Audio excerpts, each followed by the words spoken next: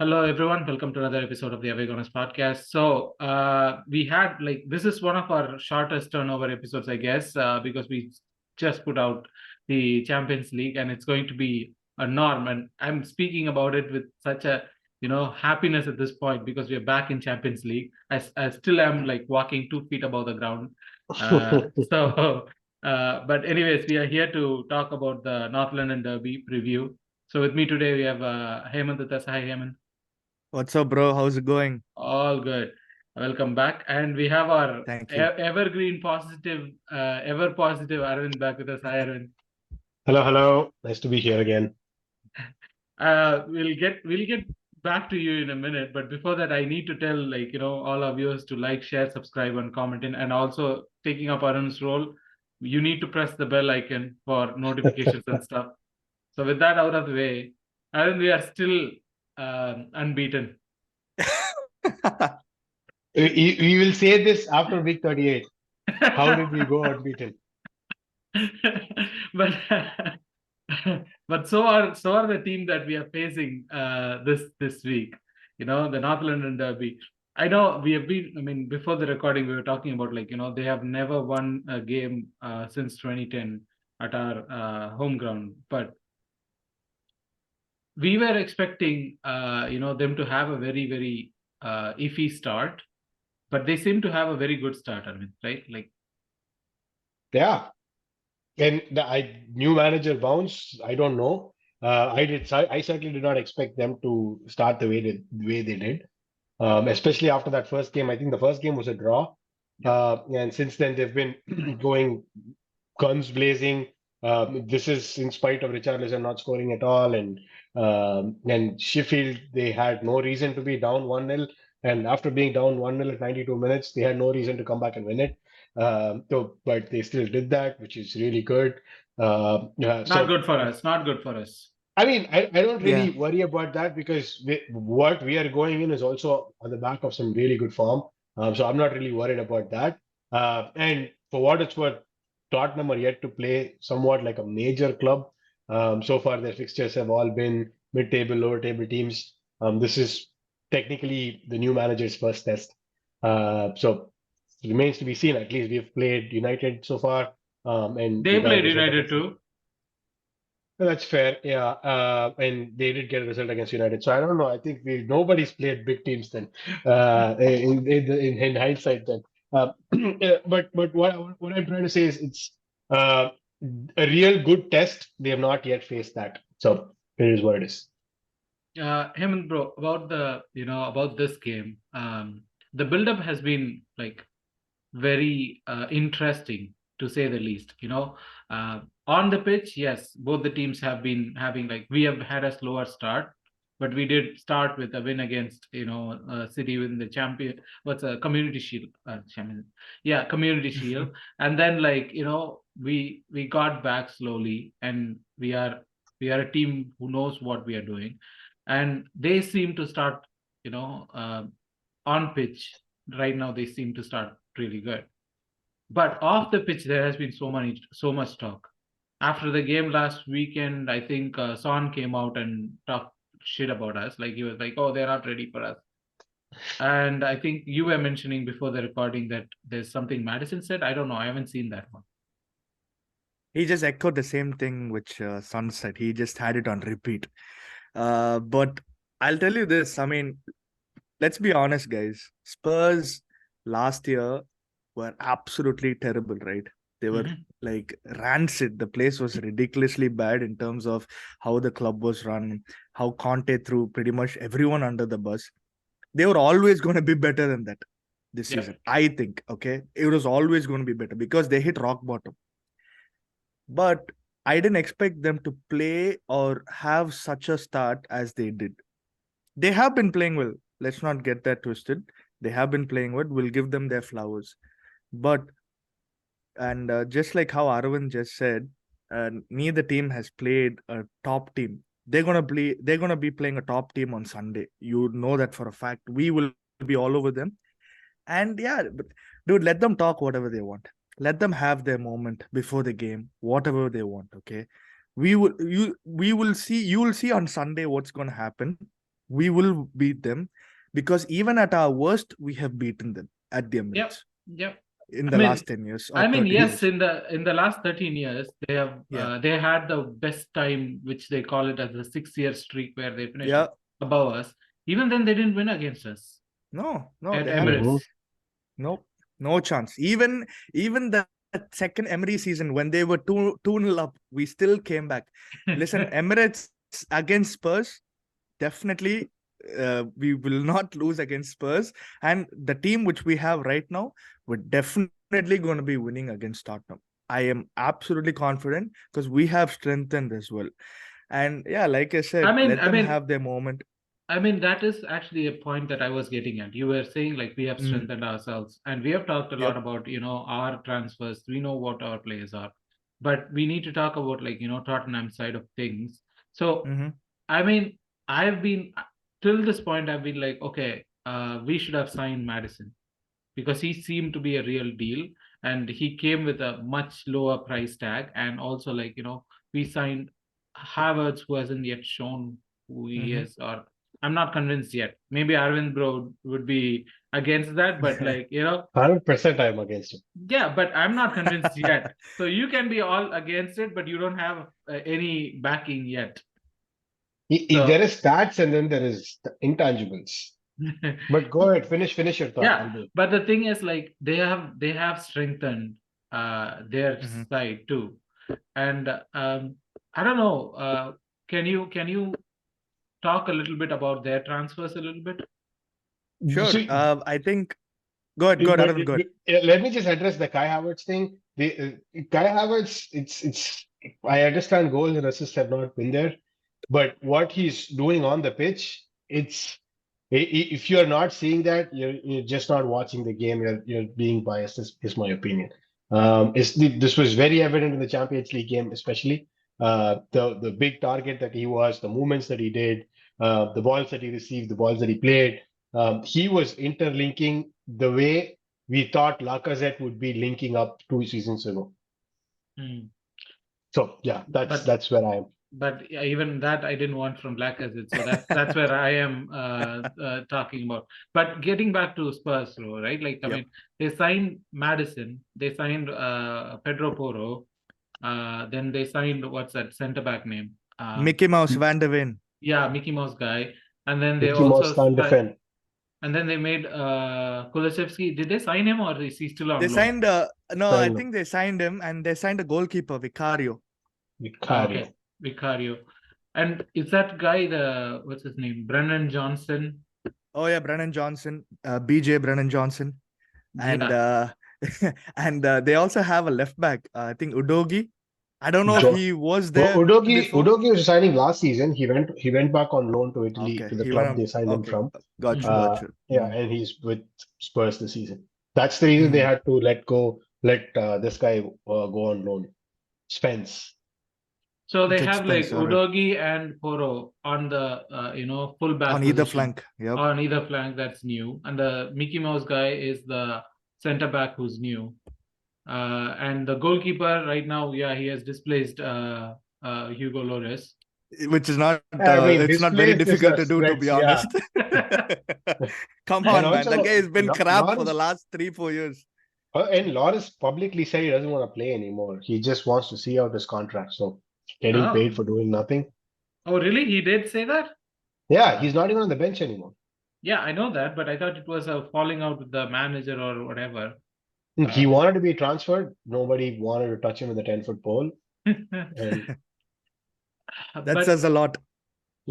But why did they pay that much for like the Brennan Johnson guy? Is what my first thoughts were, because they do have like Kulusevski there. He's a right winger, right? Yeah. Kulusevski is there, and also like Son, Richarlison. So Brennan Johnson spending that much on him, I don't know.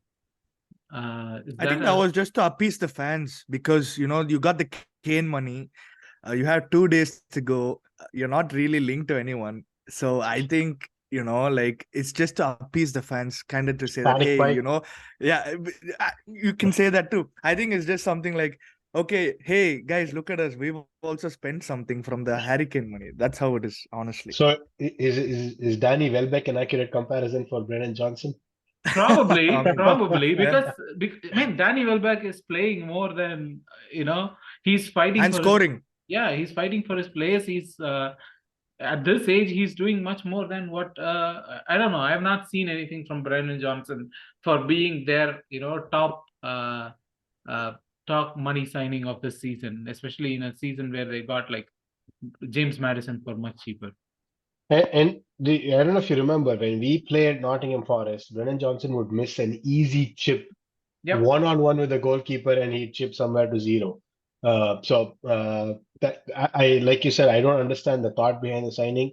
They had the Hurricane money to splurge and they went. They pretty much did the same thing they did after Gareth Bale was sold. They went and bought a bunch of nobodies with prospect of nobodies. It's the same thing here. Nottingham Forest are going to be like just as happy as we are after we sold Flo Balogun. Like I'm nothing against Flo. It's just that he's not a proven prospect, Yeah. and somebody's giving me 40 million for an unproven guy. I'll take it 10 times out of 10. Yep. That is actually a very very infamous or uncommon thought among Arsenal fans. But Aaron Bro, who's always like the positivity personified, has said something. I mean, it's just for like if you're real here and ready to fight for your spot at Arsenal, I'll back you till I die or you die, whichever comes first. Most probably us. They're like top athletes. But Yeah. He's our tie. yeah. But anyways, to get back to the game, right? Like I mean, we also got like a new signing where like Martin Odegaard signed his contract extension. Uh, I thought like he signed it a long time back. Why did they take so much time to announce it? Let's be honest. When I saw the interview that he did, I think it was last week, with Telegraph, I want to say, or the Mhm. Players Tribune, I don't know, one of the two. I immediately realized, okay, the contract signing is going to be announced anytime now. It was kind of make the cart before the horse kind of a thing. Mhm. And when I saw the news this morning, it was like, all right, this is an open secret. It's been for so long. And I don't think it should surprise anybody anymore. Like the core of Arsenal team from the last 2 years, they've all been signed except Ben White, which is probably going to be next. And that's what matters. And we're going to see in the next couple of years, the next crop of players like Zinchenko and Jesus, who just came in, they're going to be now re-signed. And this cycle, I'm pretty sure, is going to continue. Okay. So getting back to the game, Heaven Bro, if I have to like Yep. put Arsenal 11 in front of you right now, Mm-hmm. we played a game midweek and we know that North London Derby is coming up, but we played our strongest team midweek. So do you think there's going to be changes? And if there are changes, like start with the Ramsdale versus Raya debate. I mean, we have talked about this a lot, and I'm trying to not talk a lot about the Ramsdale versus Raya thing, but it's right there. Like for this game, Ramsdale or Raya? Whoever the manager prefers. Come on! I have to That's say an that. Arsene Wenger reply. No. Yeah, hey, listen, we learn from the best. But yeah, I think, listen, whoever Arteta backs, we have to back the manager's decision. And I'm not going to be disappointed if either of them play, to be Yeah. honest. So whoever plays, no problem. They, like what Aravind just said, whoever plays and whoever's wearing an Arsenal shirt, we're going to back them no matter what. So whether it's Raya, Ramsdale, just give us your best. That's it. But I who is it I going I to don't be? care. I think Who it's is going it? to be Raya. It's going to be Raya, I think. Okay. And back four, do you think there's going to be any change there? Like, Tomiyasu coming in for Zinchenko, maybe? No, I don't think so. I think it'll be pretty much the same 11 which played over the weekend. I'm sorry, over on Wednesday. I'm sorry, I'm not getting used to it to say Wednesday or Tuesday anymore. Seven years. I gotta get, 7 yeah, years. it's been a while, guys. It's been a while. So yeah, we just played on Wednesday. I think it'll be the same 11 without any changes. Maybe you might see Havertz and Vieira swap, but I could see Havertz starting this game. Honestly, I can see him starting this game too. But yeah, I think it's pretty much going to be the same. And listen, if people say like, oh, we need to rotate, it's not that. I mean, players, you have to be available all the time. That's the best quality as a player you can give to the manager, is to be available. The best players are always available. Look at how, Ronaldo, Messi continuously playing. You have to be like that. And yeah, I don't see any like rotational changes, to be honest. I think I would like to see the same 11 too. It was very fluid, and why to fix something which ain't broke. Arindro, if I have to ask you about the Tottenham lineup, we know the new goalkeeper will start, and then the Mickey Mouse guy and Udogi and Poro, and Madison and Son. Do you think Son would be up front, or do you think Son would play his traditional role with what's his name, Richarlison coming in? I don't think Richarlison is going to come in just yet. Son's still going to play up front. What this has done, Richarlison coming off the bench, it's given that new guy, Manor Solomon, some time on the left. And that guy, for what it's worth, he's like a pint-sized live wire, so to speak. He just comes in. He's very quick. He's got quick feet. He tries to play the balls. He's been a nuisance, so to speak. And I think that is what is going to make Manor Solomon come in. And to accommodate Solomon, you got to play Son up at number 9. Now, this kind of, I think, plays to our advantage because Son is not physical enough to deal with the likes of Gabriel and Saliba. 2 years ago, when we played Tottenham away, Son got holding sent off for 2 yellow cards. And that was because Holding could not deal with Son's pace. Yeah, That's not He the couldn't case hold now. him. Yeah, irony, right? When right now that's not the case. With Saliba, he has both pace and the physicality. So Son's gonna find it really tough, in my opinion, playing up front. And they quite literally need Richarlison to come in sooner rather than later. Not that Richarlison's any more physical, but having that pace probably is something that they would want to rely upon. Just with Son playing up front, it's not going to be possible. Another thing that they do is they are pretty much like us. They want to hold the ball. They want to go all out attack. They want to dictate the pace of play. And like the PSV game, I suspect that it's going to play in our favor. We're going to see a ton of long balls go to Havertz or whoever the central person is. And we're going to try to play between the lines, all of the gaps that they give us. We're going to try and exploit. I think that's going to be our game plan. So that's where I was a little bit hesitant about what Hemant was saying, right? Like he was saying, my thought is because Kulishevsky plays on that side, and with I mean the traditional stuff that not traditional stuff, but the inverted stuff that Zinchenko does, would it be more pragmatic to play Tomiyasu there, who is more like defensive? Yeah, but I'm playing at home. Why do we need to be defensive? Let Tottenham score. They are going to be on the back foot. Yeah. No, because they have only like three genuine threats. Is it Son is one of it, and then Kulusevski is the second one, and Madison. As far as Madison, I'm very confident that Rice can handle him. And for what it's worth, I don't know if you remember the first goal that we scored midweek against PSV. I don't know. I mean, how if can you anybody, not? How can you not? the point was about Zinchenko's positioning. Zinchenko was almost playing like a right center midfielder, and he's supposed to be a left back. Yeah. Like the overload on that side is kind of what caused the imbalance in the first place. And that is pretty much why you need Zinchenko. There were 3 or 4 times where Zinchenko pretty much lost the ball in midfield, caused the turnover. And I, as much as I want to play Zinchenko and I don't like to see that, the other things that Zinchenko provides outweighs the risk that comes in playing him The other good thing is Zinchenko. It's almost like a given substitution, like at 65 minutes, Zinchenko is going off and Tomiyasu coming on. Tomiyasu gives us that burst, like you won't believe, and that is really immense when you need to close the game out. Um, Hemant, like to talk a little bit more on where the game is going to play, right? Like Arvind was saying, like that midfield overload that created that goal, but they have like good midfield trio, like what's his name, Bissouma, Sarr. Bissouma, Sarr, Yep. and Madison. That's a good midfield trio.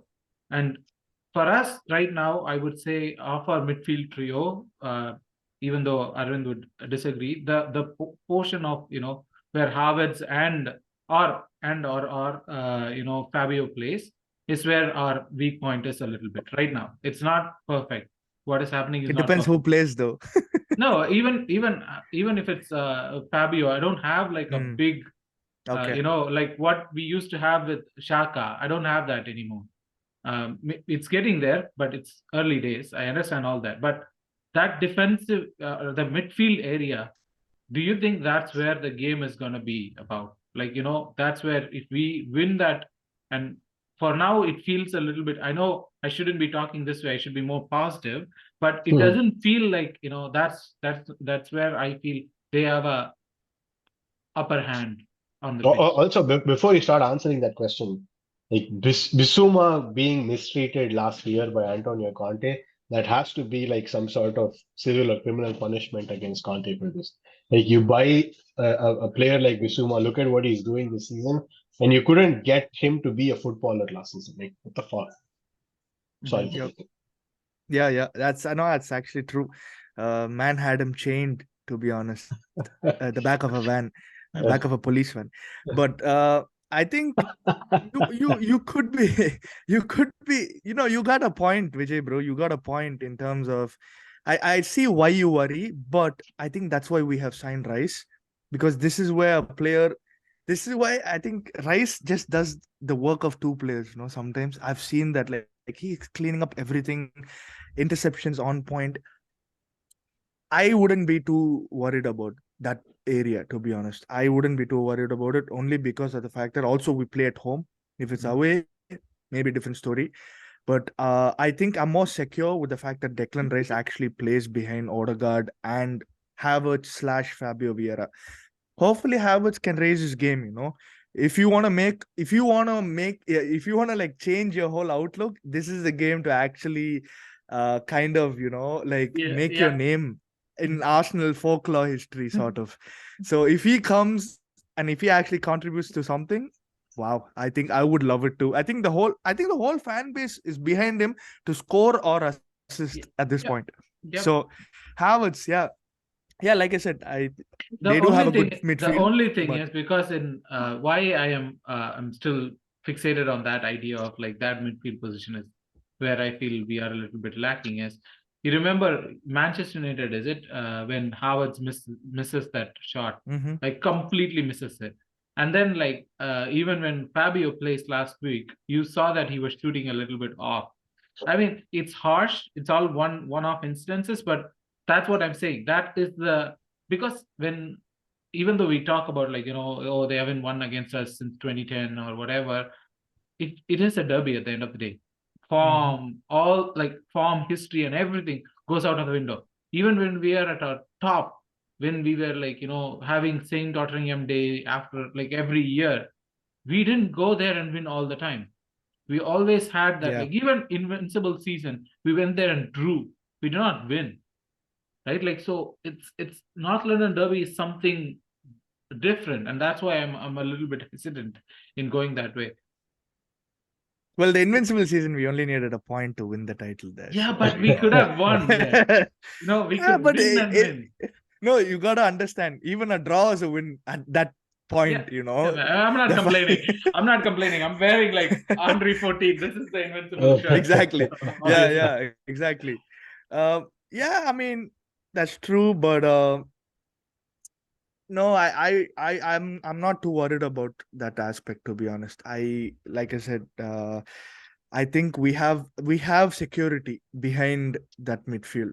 We have enough security. Our center backs are quick too if they got to clean up something. And yeah, I mean, we're at home, bro. We got to go all guns blazing, bro, for this game, honestly. And we will create a lot of problems. They have to worry about our front three, which we are probably getting into. Okay, Aaron. Mm. So talking about you are the strategy, the play style, all those XG, all those things, guys. But what I look at Tottenham, like last game I looked at them, and then the Manchester United game I saw them. They're playing different to how they used to play. Now they are like more of. I mean, even they play different to how we play, or how City plays, or how we see like Brighton play, because all these teams are focusing when it comes to a possession game, we are always focused on passing the ball and creating those triangles and stuff. But Tottenham looks like they are more focused on carries, like players like to run at defenders, like to run at players.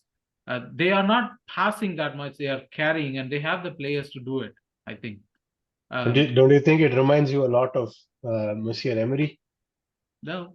He used to have the people carry the ball a lot. We had Mkhitaryan, Ramsey, Ozil, who was sort of in his prime back then, and they had the creativity to carry the ball. But yeah, you're right. The Spurs do seem to do that a lot. But I'm sorry, I cut you off. Did you have another part of the question? No, you keep going. Okay, so yeah, it is almost very similar, and this is something that kind of plays also to Spurs' advantage a little. Right now, this Tottenham team are a quite young team and they're very fit. This means that they can keep running all over the pitch. The midfield, the engine that Sar and Bissouma provide is really good to go box to box, keep going up and down the field. Both Romero and Mickey have a little bit of pace. They're not as slow as Vertonghen or Alderweireld where or Eric Dyer is. So you because you don't have those weak links in the team, you're able to seemingly dictate the pace of the game. The one thing that also like plays in their favor is they're not playing midweek, so they're well rested.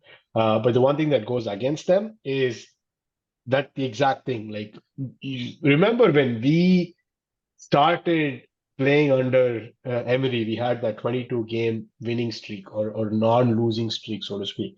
And like we were talking about, oh, this is the best time to play Liverpool. This is the best time to play City. We got beat 4-1, 5-1. So I feel it's the same thing here. The false sense of grandeur that the Spurs team is supposedly sitting on at the moment. I have a strong suspicion that it's going to come back to bite them in the ass. But Hemant, Yep. In the pre-match whatever interview that Arteta did recently, he was all praises about like the Spurs manager. I don't even want to say his name, but he was talking about like how he has changed the club in quite short time. And when asked about Harry Kane, he was like, yeah, they started managing it better and stuff like that. Do you feel this is just like Arteta? Because we have seen Arteta come out and like, not talk about the opposition manager. He would not talk shit about them, but he would also not talk about them. He'd be like, no, it's all about our game. It's all about what we do. But this is different from Arteta. You're right. And I will actually say his name, Ange Postecoglou. He's you know what? I actually like the guy too. I like the guy, and I don't think a guy like Daniel Levy deserves a guy like Ange Postecoglou, to be honest, because Daniel Levy will run the club to the ground, as we all know. I think Arteta talking about him is not a bad thing at all, and having this sort of pleasantries with other managers is not a bad thing, I think. He respects Ange Postecoglou as a manager, which is good. And listen, as Arsenal Football Club, you want to show everyone respect off the pitch, on the pitch. Fine, whatever. Like we don't show respect. We saw what like Rice did in the midweek, right? Like he just I was like, oh yeah, exactly. Shaka is gonna look at you and be so proud of you for doing that. Yeah, but Arteta, you're right. It's very new, and it's very new only because of the fact that like I said, Ange Postecoglou has been he's handled every situation very well. He's very good when it comes to like speaking post-match interview, pre-match press conference, everything. And he also has addressed the fact that Arsenal are a very, very good team. He also said that I listened to his press conference about Arsenal. He said it's not going to be easy. He actually puts us at a very high level, kind of where City are. So he does put it like that, and he knows the importance of the game. One of those things. Like, listen, Spurs, yeah. I mean, I need to cut you off there because, like, Yeah. when you're talking about like post-match press conferences and stuff, like, did you guys see Pep Guardiola asked about Manchester United, and he was laughing his ass off? Just like how you are, Arvind. No, you It's should exactly you how should we have seen laugh. you should have seen the full clip. Like, I don't think the disrespect was intended. It was more like Pep knew the intent of asking the question, and that's why he laughed. And then he goes on to talk about how Man United and Chelsea are both. Yeah. They just need that one click for a rhythm. And just to carry what Hemant was just saying, it's the Arteta interview about Ange was almost similar to how Pep comes and says every time, "Oh, Arteta is the greatest thing. I cannot replace that guy." This, that, and he comes to beat us like 3-0, 4-0, like fuck off. Yeah. But it was so fun, like for me to watch It, that, I'm just expecting Arteta to become the Pep now, like master of the mind games. He talks sweet and then come back and like that, doing this in the sideline. Yep, I can see that happening. So yeah, just we'll round off this thing. I mean, we are still talking about the game. I think the one question that I would like both of you to answer is like, who would be the standout player when it comes to like this game? Is it someone going to stand up and say, yes, this is my game? Like you were mentioning, Hemant, right? Like this is the game to write your name in Arsenal fans' mind. Like if you perform this game, you're gonna be hailed as one of the big names. So who would be that player? Is it gonna be? It could be on either side, but who would be that one player who's going to step up? I think it's going to be Odegaard. He's going to be on top of it, especially with the whole new signing contract thing and everything. I think he's gonna be on top of. And listen, he is our captain, man, and he plays like a captain every game. Like Odegaard is just unreal. I don't care, to be honest. I don't care who it is. I'll be honest with you. I know for those who are listening on this audio platform, Yeah. Arvind's doing the goggles emoji, obviously signifying Trossard. But yeah, Leo. I don't care. Like I said, I don't care who it is, but I just want to answer the question. I think it's Odegaard. I mean, 100% Leo. 100%, like that man, I don't know where he's carrying his form from the international break. It almost is like Leo is a one-man wrecking machine, and Martinelli's injury could not have come at a better time. I'm so sad that Gabby's injured, but to be honest, his injury has come at the perfect time for us to capitalize on this rich vein of form that Leo is at the moment. I mean, they are calling him the Belgian Alexis Sanchez, and He shoots, he scores. That's it every time. I want to see him take free kicks, to be honest. I would love to see him take a free kick. Yeah. His top bins, man, out bottom corner, like he does not miss. Leo single-handedly made us bangers FC. The last time an Arsenal player was scoring bangers, his name was Mohamed Elneny, and now he's our fifth choice central midfielder. I mean, I don't want him to become the Mohamed Elneny of Arsenal. I want him to become something much better. But Hey, if he's scoring goals like that, he can call himself whatever he wants. Yeah. But okay, so let me ask this question, right? Like, I mean, Arteta came out and said about Emil Smith-Rowe that like when he came in, I was emotional and all those things.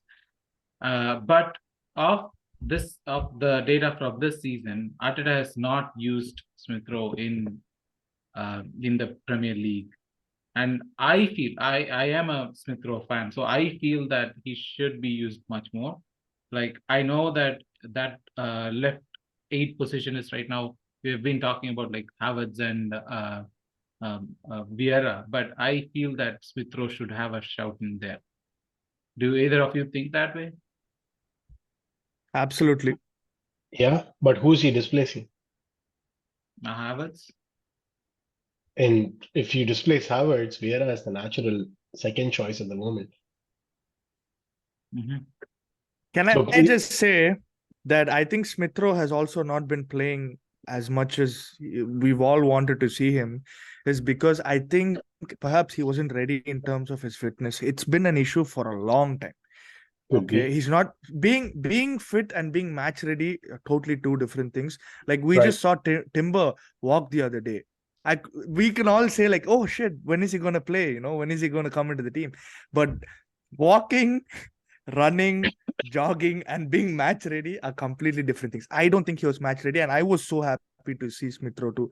And to be honest, if Smith Rowe can get that fitness and match ready, match sharpness back, I think, in my opinion, he displaces both of them. And here, this is another. I think it has to do with the team chemistry at the moment. You have a team that is playing well, and when there are problems, the problems have been rightfully addressed. But the positions that we like ESR typically plays, the left center mid / right wing or left wing rather, you don't get. It's not easy to displace Martinelli. Like Trossard's been on the bench forever, or last season it was Shaka. This season, Havertz or Vieira, it's probably the easy way in, and ESR probably has a legitimate claim to that spot more so than he had last season. Okay, so let's put this game, in a box, and hopefully we'll win it. But I want the predictions from you guys on this game. Arvind, I'll start with Hemant so that I'll end up with the best, possible scenario. Hemant, what is your prediction? 3-1 to the Arsenal. And you know who the scorers are going to be? Scorers. Okay, let me think. I think it'll be Saka, Jesus, and I'll make Arvind happy by saying Trossard. And do you see when you said 3-1, because do you see Son doing his customary goal? Well, I see the scum get a penalty, unfortunately, every goddamn time at the Emirates. So hopefully I would love a clean sheet, guys. Don't get me wrong. I love a clean sheet, but I don't think it'll happen. Maybe they'll get a pen, or maybe they'll actually score. But hey, maybe they won't score. Maybe we'll actually control the whole game. But I think 3-1. I'll put my money on 3-1 to the Arsenal. Arvind? 10-0, 9-0. Drum roll, drum roll. I'm just gonna be conservative and go 3-0 to the Arsenal. Oh wow. Conservative, apparently. Yeah. we got our home clean sheet bugaboo out of the way midweek. So that is a really good thing. I was really glad to have that home clean sheet after what seemed like forever. I think the last home clean sheet was the game before the Southampton game and last season, and that's how long it's been. So yeah, to see that home clean sheet, it's really good. And I think we're gonna see Saka and Leo, the wingers, banging in the goals. I expect a brace from Saka. He's always been a big match player, and this season I especially need Saka for my FPL to resurrect my chances of doing anything. So yeah, I've got my prediction and my hopes pinned on Saka. Okay, that's our take on the North London Derby preview. And 3-0 is the conservative hope that Arvind is giving us. But hey, at the end of the day, we are going to break their unbeaten run. So that's always going to be good. And we will continue our discussion. But before that, please do like, share, and comment in your predictions. Or if you want to be part of this discussion, just reach out to us in our social media platforms.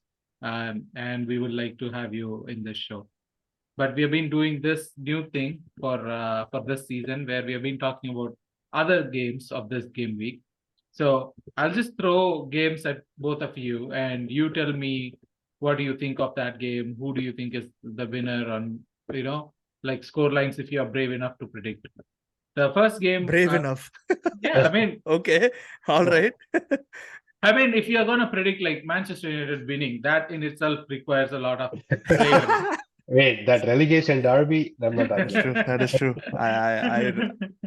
I refrain whatever I said. So let me start with the first game, Hemant. The City versus Yep. Nottingham Forest. I don't see Nottingham Forest doing anything. Yeah, City could that's a sleepwalk that game. that's a one-way street, unfortunately. And yeah, City are gonna smash them. Unfortunately, they're gonna smash Forest. I think it's gonna be like 4-0 to Forest. Sorry, to City. My bad. If it happens to Remember, Forest, the creative backbone of City in Bernardo Silva at the moment is not playing, so Rodri has to kind of become Super Saiyan mode this game, I which I'm mean, pretty sure he has it in his I repertoire. mean, really, you need a Super Saiyan mode for Nottingham Forest? No, they could sleepwalk this game. You Yeah. take out True. Bernardo Silva, you will bring in like who? Foden is there. Then who else? Jack Grealish Foden, is there. Alvarez, Grealish is not fit to play the entire game. Foden, Alvarez, Doku, and Haaland will be the front. Yeah. You got Well, they got Rodri. Super Saiyan 3 at number 9, bro. Like He That could that single. guy, yeah, especially when he's gotten like such a huge negative XG, he usually comes and like gets a hat trick the game after. So yeah, this game I'm not too hopeful for Forest. So continuing with that, Crystal Palace, Fulham, Arvind. Hey, that's a game that has boring written all over it. It's happening at Selhurst Park, and I think Fulham can't buy a goal at the moment. Like they keep scraping through these 1-0 wins, and I mean, Leno has been God mode this season. I mean, Yeah. exactly. He's been saving non-stop. He's like almost replaced the De Gea mold that United had, like single-handedly saving them and giving them the 3 points. Yeah, and yeah, I think this game has 1-1 or 1-0 Fulham written all over it. Oh, you think Fulham will win this? If there is a winner in this game, it's definitely Fulham. Wow, that's The a lucky that's bus. a different thing. I thought like Crystal Palace would edge that, especially it's Selhurst Park and it's their home ground. They are a bit strong, and The that guy the Eze will score somehow. and Odson Eduard is also in a really rich vein of form. He's had 4 goals this season, I believe. But yet you say Fulham will win if It's there's just how the dominoes have been falling for Fulham this season. That Everton, the first game, Everton had like a million chances and they couldn't hit the I mean, it's touchdown. Everton. It's Everton. True. I can't write home about Palace either. Okay, so the next game is Luton versus Wolves. I mean, Yeah, I'm not touching that game with a 10-foot pole. Hemant, do you want to take that one then?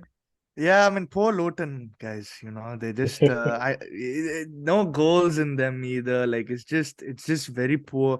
Maybe So, this whole Is it- promotion thing has come a little too soon for them, Could we have let me rather ask, seen Coventry? let me ask you this. Do you think Sambi Lokonga will have a good game for Luton? I don't think Man, so. I already forgot about him. I'll be honest with you. I saw him Sambi, last game. He did not play well.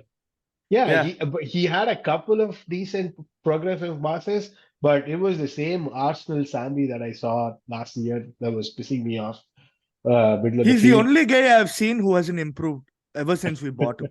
That's unfortunately the guy had chances to actually claim that spot. Yep. He didn't do it, unfortunately, on him. And yeah, I only see one winner for this game: Wolves. Easy. I'll Easy stick Wolves. with you for the Brentford versus Everton. I mean, Go on. Hemant, it's for you, but I don't know what Yeah. else to talk. Everton seem to be going down this season. I hope they do, man. I'll be honest with you. I'm getting too tired of them always, holding on to dear life at 35 games, 36 games. Like they're like one of those, those movies where you see the bad guy, holding top of the building. Someone should actually stamp on their hands for them to actually fall down. Put them out of the misery. Yeah. Yeah, but you know what? You're right. This is like the Marvel series where there is like a small opening that they leave for the next Next movie, movie, and yeah. Yeah, that's how they man. keep coming back. I'm getting too tired, especially with the fact that the owners have spent money. They've just spent it poorly. They have a new stadium coming up, so them actually staying in the Premier League is very pivotal. But I do not see them winning. Definitely see Brentford winning this, And they've also got and I new hope owners, they you do. know. Mhm. Oh yeah, Arun, it's 777. 777, yeah. Arun, I give you the relegation battle Derby. derby. Burnley It, versus United. it'll be poetic if company of Man City fame goes on to beat United one ball guy over another. That's going to be the I think the straw that pushes the United fans over. Losing to Burnley is going to be the But epitome of it. they did play kind of like, I mean, I don't know if they did play well, but they did get a closer rush with, their Yeah, I mean, Champions it League was game. almost like Andre Onana was keeping both sides. The goalkeepers kept everybody in the game. They were exchanging goals at a point. Yeah, but still, they did that to Bayern Munich, who we have traditionally suffered against. No, but Yeah, that scoreline does not say the whole story, though. yeah, I'll the be honest. Bayern Munich we suffered against, and the Bayern Munich of today, it's like the difference between Man City and Burnley. Mhm. Vincent Company was a player in that excellent Man City team, and Vincent Company is the coach of this stupid Burnley team. Yeah, but still, like that will give you like the confidence, right? I mean, yes, Ten I Hag has mean, not been able to get the team working the way that he wanted. let me tell you the week that has been after the game midweek. Leaks everywhere. United players coming out and saying they're tired of Ten Hag's criticism. There is what's this guy's name? Sancho is not going to be available. Their team is decimated with injuries. Anthony is not available. They basically have a set 11 that they're going to keep playing week in and week out, and it's just going to be a recipe for the next injury to come. And there, if there is a sense of confidence, it's definitely a fallacy at this moment. You can have the confidence you want. You just played like shit, and I don't think you would bring any confidence with that. It came to a point where Bruno Fernandes, after the game, gave an interview saying nobody expected us to come here and score 3 goals. Like he's talking about that like it's an achievement. Fuck Yeah. off. My captain speaks like that. I don't want him wearing the armband again. But the thing is, like, it's still Burnley, right? Like United could, I mean, they have the quality to upset Burnley like pretty easily. True. Don't They forget, also Burnley play well. They just can't convert it at the final third. They actually right. carry the ball really well. They True. just freeze at the final third. They don't have those finishers. Yeah. Against But you see Burnley going down, right? Like, I mean, Luton is one of oh the teams yeah, that's going down. Burnley is going down. 100%, 100%, yes. It's just that I don't see Burnley. I don't see this United team pulling off like a rabbit out of the hat, which they definitely very well might because they're due. Uh, but I could make that argument for Burnley too. They're due. Did you guys see what Sancho was doing during the Bayern Munich Man United game? Apparently, he was playing pro clubs on FIFA during the game. So just to kind of add fuel to the fire. You remember like those Scooby-Doo shows where they remove the mask? It's like you remove the mask, it's Mesut Ozil sitting there. Yeah. That's funny. But let's move on. Hemant, the other team that's suffering so much is Chelsea, and Chelsea are playing Aston Villa. I mean, we could talk a lot about Emery and his team because we have suffered, but still, Aston Villa this year has been scraping some results, and Chelsea has not been able to convert anything. Yeah, I think Villa have last game was quite, they had to work for it. The last 15 minutes especially, they needed a wonder strike from John Duran, which was a phenomenal goal. And then they got a penalty and then they scored another one like a tap in. I think Villa, no, like, I mean, Emery always has played a good brand of football. I mean, there's no doubt about Emery. Like, remember when he came to Arsenal, he said, I prefer to win 4-3 than 1-0 or something like that. It was just ridiculous. Like, it's going to be like end to end with Unai Emery. But the only thing with Unai Emery is he's always failed at a big away ground. Like he never, I mean, it's not like Chelsea, Stamford Bridge is a fortress or anything, but he's just never been a good manager at getting a good away result. I don't think he did that with Arsenal. Neither he bottled a 4-0 lead with PSG at the Camp Nou. Let's not forget that. So he is not known for that. Unfortunately, it's hard for me to say this, but I don't see them winning. I think Chelsea might actually win this game. Newcastle away, I just hope I'm 5-1. wrong. Liverpool away, 3-0. Chelsea away next. Yeah. Exactly, man. Exactly. The other big game, at least, Arvind, is the Liverpool West Ham one. At least for me, West Ham. I found it difficult because I'm not behind the idea that West Ham is playing good football or like they are this underdogs at this moment. For me, still this season's underdogs are Brighton. But the English media, as usual, always hypes up the English managers for no reason. So West Ham versus Liverpool. Liverpool, I don't know. They seem to be flying under the radar this season. No one has been putting them as like the title contender and stuff, but they have been playing really well. I wouldn't call it playing really well. They have poor, shitty first halves, and they just flip the script in the second half. And they come up with a 3-1 victory because they miraculously score the go ahead goal, and then the other team tries to throw the kitchen sink and they score on the counter. This has kind of been the template for Liverpool the last like 3 or 4 games now. The first half, they don't understand who is the opponent. They come like it's like they don't even prepare. And halftime, the team talk seems to be working. I don't know how far this is going to get them. West Ham, again, they're coming back off of a City game. So that's going to be tough for West Ham. But let's not forget, they were leading City until like the 65th minute or something. No, and I think they have what it takes to at least get a point out of Liverpool. You don't see. I mean, it's at Anfield though. Yeah, let it be. Like it's do not. you see Moyes preparing with like the speakers, motivating the team? Yeah, I don't think he's doing that. He's just asking his players to fall at everything, tackle the shit out of everybody. You're gonna see defend with 11 and try to see if they can score on the counter. The last 2 games, Hemant, Brighton versus Bournemouth. I mean, Brighton has been my second favorite team this season. Most of the people I talk to has said the same thing. Brighton are their second favorite team. But midweek, I think they lost or They lost to Athens at home, which I couldn't believe. Yeah. So they're coming off that loss right now, and they did play their. I mean, I don't know how to call it their first team because they swap players so easily. But still, that was their strongest team that they played against Athens. And, how do you see this game happening? I think they're going to come with a vengeance, unfortunately, for the Cherries, because they're going to be very angry, I think. But at the same time, I think that game could have tired them a little bit because we know how difficult Thursday, Sunday is, guys. We've seen that before. It's the worst schedule ever in terms for players.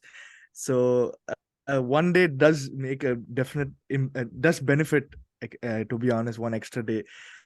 However, I think I do see Brighton winning this. I don't see Bournemouth getting anything from this game. Yeah, I think I see Brighton winning this like 2-3-0. The last game, Arvind, is the Sheffield and Newcastle one. Do you see? I mean, Newcastle, for all the talks that we have been having, are like we were afraid of like the money coming in and them becoming this juggernaut team suddenly. They have not become that juggernaut team. They are still struggling to find an identity on the pitch. This is the team that's not scoring a lot. What I mean, this game it could be like very easy for them, but I don't see Newcastle like going on that run. I saw a headline this morning somewhere that said Eddie Howe wants to give Tonali more time to settle down. Like that was an 80 million midfield signing, and the fans are already seemingly turning on him. I don't know. Like I only saw the first goal that he scored in the game one against Villa, but after that I've not seen him play much. But Newcastle's results haven't been that great. Like for all the money that they spent this season, they shouldn't be sitting at 12. 5 out of 5 games, they've got 6 points. So that's not something to write home about. It's they've not started well is an understatement. And And they the choked first against Liverpool too, man. oh That's a choke for sure. second season in a row, like they've You got a they've man advantage too. they blew a 1-0 lead last year, losing 2-1 to an injury time winner to that Carvalho kid. And this year again to a 10-man Liverpool, they blew a 1-0 lead when they had like a million chances to like triple up the lead. Is that because But they're anyway, not playing Willock? I don't know. It's a combination of multiple things. Willock is injured at the moment. I don't think he can play anyways. But even with whoever is on the pitch, they are not on the same page. It's not great. Like midweek against Milan, they went there with a single purpose, coming out of here with a point. I don't Yeah. care what happens and coming out of here with a point. And that is what they did. I don't know how Milan didn't score after like the million chances they had, but that's where we are today. They Sheffield had the whole United, bus terminal there at Milan. exactly. And Sheffield United, it's not something the striking group that they have is out of the world, and they're going to struggle to score. Plays right into Newcastle's hands, and I expect a clean sheet for my FPL team as well. Okay, that's all the predictions we have for this week's games. Thank you, guys. Thank you so much for joining in. This has been a really good talk, and hopefully all our North London Derby dreams would come true, and we win, and then we have a great week ahead. Thanks, guys. See you Oh, it's after. coming. It's coming. Come on, you Good guys. night.